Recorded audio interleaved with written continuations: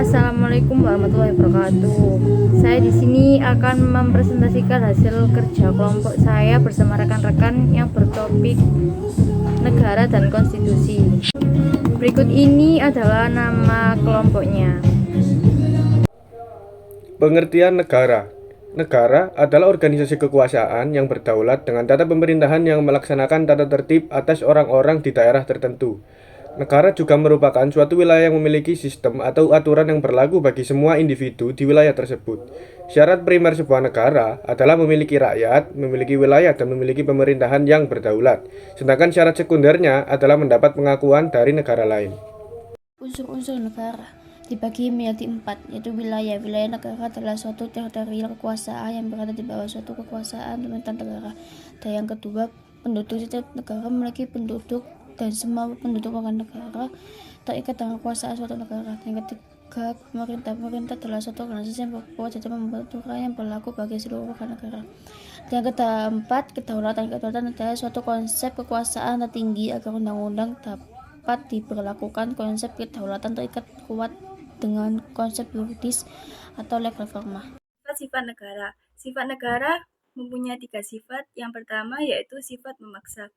Karena negara adalah satu-satunya entitas yang secara legal berhak memaksakan kehendak hingga kepaksaan secara fisik. Contohnya adalah memungut pajak dan memberikan denda kepada yang tidak membayar pajak. Yang kedua adalah sifat monopoli. Negara berhak memonopoli aliran ideologi apa yang diperkenankan dan tidak bagi parpol, ormas, atau masyarakat secara umum. Negara memiliki hak untuk melakukan monopoli terhadap warga negaranya. Misalnya, negara menetapkan tujuan tertentu dalam pencapaian sistem politiknya atau tujuan negaranya, atau bahkan ideologi yang dianut. Yang ketiga ada sikap mencakup semua. Ketika suatu perundang-undangan ditetapkan, maka harus berlaku kepada semua orang tanpa pandang bulu. Artinya, setiap orang yang berstatus sebagai bagian dari warga negara, suatu negara harus pula terkena aturan yang berlaku tersebut. Tujuan negara. 1. Melindungi segenap bangsa dan seluruh tumpah darah Indonesia. 2. Memajukan kesejahteraan umum. 3. Mencerdaskan kehidupan bangsa. 4. Ikut melaksanakan ketertiban dunia berdasarkan kemerdekaan, perdamaian abadi, dan keadilan sosial. Fungsi negara. Fungsi negara secara umum ada 4. Ada fungsi ketertiban, fungsi kesejahteraan dan kemakmuran, fungsi keamanan dan pertahanan, lalu ada fungsi keadilan.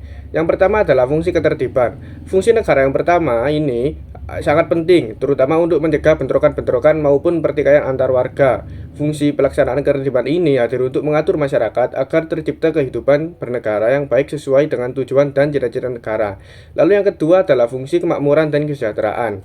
Fungsi ini makin penting seiring berjalannya waktu, terutama bagi negara yang menganut paham negara kesejahteraan.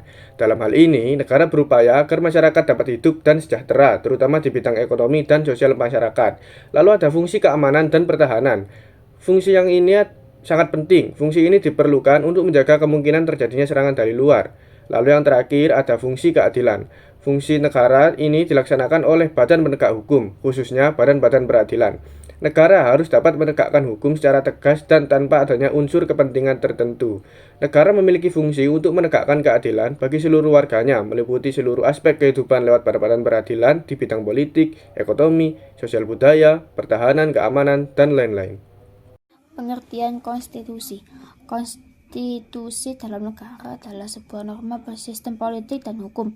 Bentukan pada pemerintah negara biasanya dimodifikasi sebagai dokumen tertulis.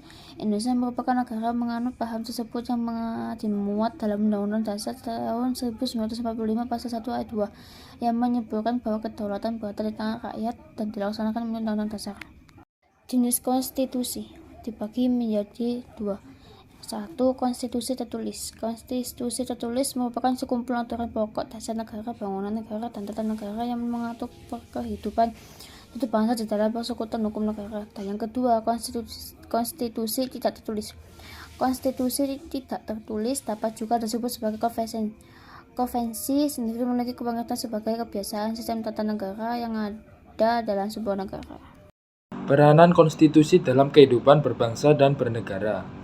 Tujuan dibuatnya konstitusi adalah untuk mengatur jalannya kekuasaan dengan jalan membatasinya, melalui aturan untuk menghindari terjadinya kesewenangan yang dilakukan penguasa terhadap rakyatnya serta memberikan arahan kepada penguasa untuk mewujudkan tujuan negara. Jadi pada hakikatnya Konstitusi Indonesia bertujuan sebagai alat untuk mencapai tujuan negara dengan berdasarkan kepada nilai-nilai Pancasila sebagai dasar negara. Contoh kasus pelanggaran konstitusi. Realita hukum di Indonesia menunjukkan masih terjadi ketimpangan keadilan di mata hukum. Diskriminasi di kalangan napi masih terjadi, salah satunya adalah hasil temuan Ombudsman RI dalam sidak yang diadakan pada tanggal 21 Desember 2019 di Lapas Sukamiskin. Mendapati sel mewah milik Setia Novanto dan Nazarudin mendapatkan selnya di hotel dengan ukuran kamar yang lebih luas ketimbang kamar narapidana lainnya. Pemandangan tersebut berbanding terbalik dengan lapas Bagansi Api. Para narapidana harus rela berdesak-desakan karena lapas mengalami over capacity sampai 800% dari penyalahgunaan wewenang oleh pejabat publik, baik kepentingan sendiri maupun kepentingan golongan yang merugikan banyak pihak dan negara. Sekian presentasi dari kelompok kami. Wassalamualaikum warahmatullahi wabarakatuh.